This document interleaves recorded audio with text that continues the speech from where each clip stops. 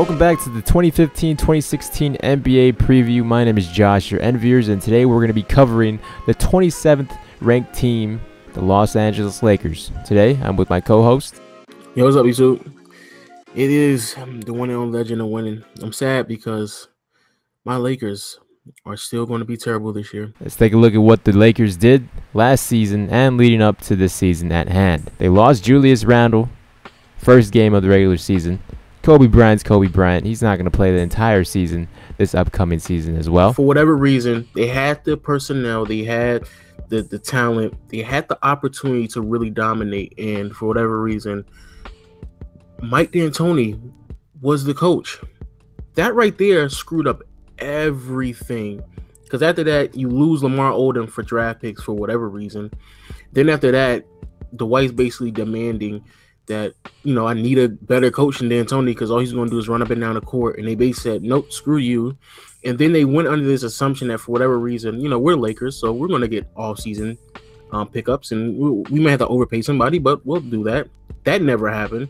And you're at a point right now where you're still relying on a 37-year-old Kobe Bryant that's coming from season-ending injuries. It's a mess, man. It's a mess. So if we take a look at what they did this summer to improve their past sins, they acquired Lou Will, right into the six, Brandon Bass, and Roy Hibbert. Lou Will is actually a pretty solid player. I'm actually pretty excited. But if you play Lou Will and Nick Young, oh my goodness. That's the thing. It's not no enough defense.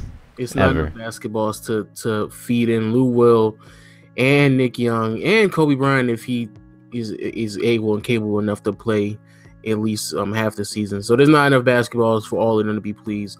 Please be on the lookout for Nick Young to leave LA, and I really wouldn't be that upset about it at all. If you take a look at what the Lakers lost, they lost Carlos Boozer, Jordan Hill, Ronnie Price, and Jeremy Lin. You know what's crazy? I think the biggest piece, even though you didn't say his name, Steve Nash. No, chill. Wesley Johnson. I forgot about him. Wesley Johnson, what's the crazy thing about Wesley Johnson? He was our best defender. I don't necessarily know how to take that, but that's pretty unfortunate. That's pretty unfortunate. That's pretty unfortunate. Wesley Johnson, hearing these rumblings that now your best defender is who? Nah, I can't say Kobe. It's probably gonna be Randall on the perimeter. On the perimeter, it's probably going to have to be Jordan Clarkson. Yeah, it's going to be Clarkson. But Wesley Johnson, the rumblings and hearing that Kobe Bryant's going to play power forward is outrageous. But that's basically what Wesley Johnson did last year, kind of flexed for us. Take a look at who they drafted. They drafted my favorite rookie, D'Angelo Russell, Larry Nance Jr., and Anthony Brown. People, please don't jump to any conclusions about D'Angelo Russell, even though I'm starting to become a fan of his, and especially his demeanor and the way that he handles himself on and off the court. He needs to stop sliding into DMs, though. That's what he needs to do. D'Angelo Russell, stop sliding in the DMs, man. I'm not sold on him yet, especially. We saw what you did to Zendaya. Oh my God, I'm not sold. She's 18, man. Oh, chill, 18. Man, chill. I know you're 19. I'm about to say he's like 19 too, man. It's not that big of a deal. I'm not sold on him yet, especially due to the fact that we had a number 2 pick and it was still extremely talented players on the board. So he has to prove himself. He has the mentality and the confidence to do so. We just have to see what he's going to do, especially in a league that's just loaded at that position. We'll have to see what he's going to do.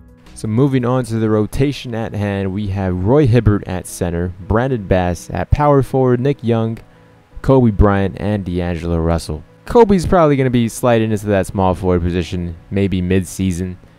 Yeah, for sure. I can kind of see, especially Randall might slide into the starting rotation as well. Mid-ish season. They want to see what they gave him. They drafted him at a high pick. They want to see what he could do. Yeah, we don't know about that. I can easily see Brandon Bass and Julius Randle playing similar minutes and kind of testing the water with both of them. So if we take a look at the bench, we have Sacre, Randle, Brown, Lou Will, and Clarkson off the bench. With that being said, though, the question with this team, and I think a lot of people should be prepared for this, and if you're not, you need to get ready for this because it's about to hit every Laker fan with like a ton of bricks. It really is. So please leave your comments in the comment section below because the question is, Are the Lakers in denial of their status in the NBA right now? Are they going to be able to sign free agents? Are they going to be able to bring and draw in people to this team because they just have not been able to do so in the past few years, especially after the whole Dwight Howard fiasco? So, Josh, basically, do you think they're in denial of their situation and in their position in the NBA right now? Because it seems as if these promises, these broken promises, are seeming to fall through year in and year out for the Lakers when it comes to their offseason acquisitions.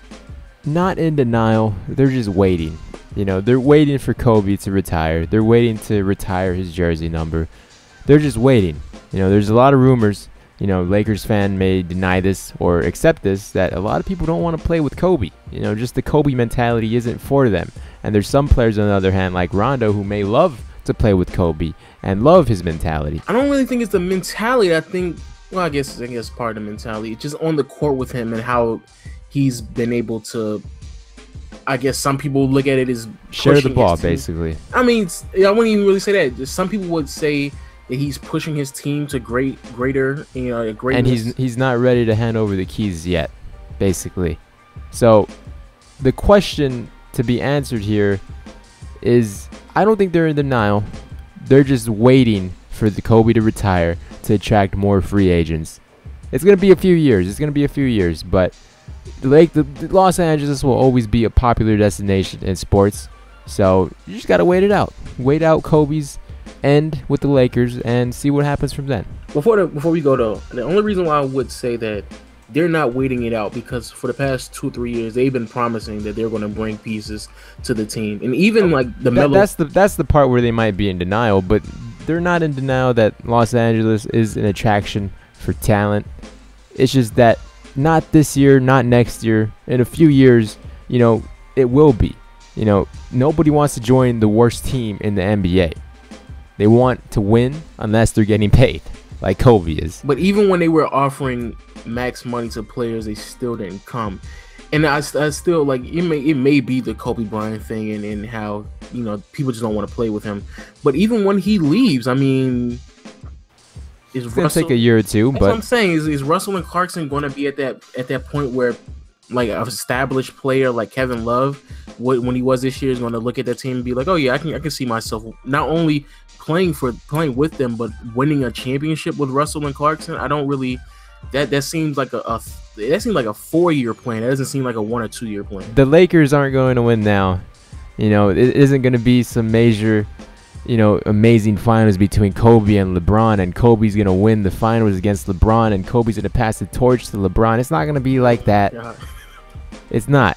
You know, we got to be realistic about these Lakers, and it's going to take a few years for them. So who's going to tell Kobe that this team isn't going to make the playoffs? Because somebody needs to tell him. Because Kobe has to tell himself that. He's most definitely in denial. Moving on to the predictions of the rest of the season, I feel like they're a few trades away.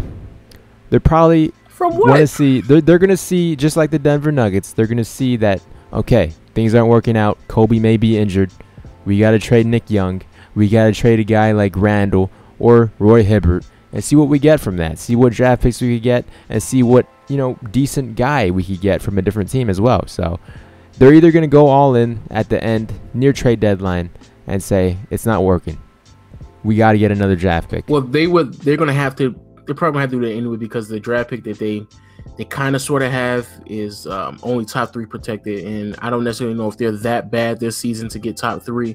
A lot of things are going to have to go terribly wrong for them, like they did last year, for that to happen as well. So they're probably going to trade to get another draft pick, and they're probably going to throw in Randall with that trade as well. But I will say this: I wouldn't be too surprised if not this next offseason or the following offseason, a lot of, you know, musical chairs will be played between the owners and management, and I wouldn't be surprised if Byron Scott unfortunately lost his job as well, because I think I am not a Laker fan, but I don't see the Lakers giving up on Randall that early. So you're a Laker fan and you're saying they're gonna give up on him already. That's a bold prediction as well for this season. It is. It's a bold prediction. I applaud you. We'll come back to this very episode and see if they did indeed give up on Julius Randle. I'm just not sold on him. Like, I don't understand why people are like, he's not that mobile for his size, and he doesn't have that much weight to post up players. So I don't see what people see in him.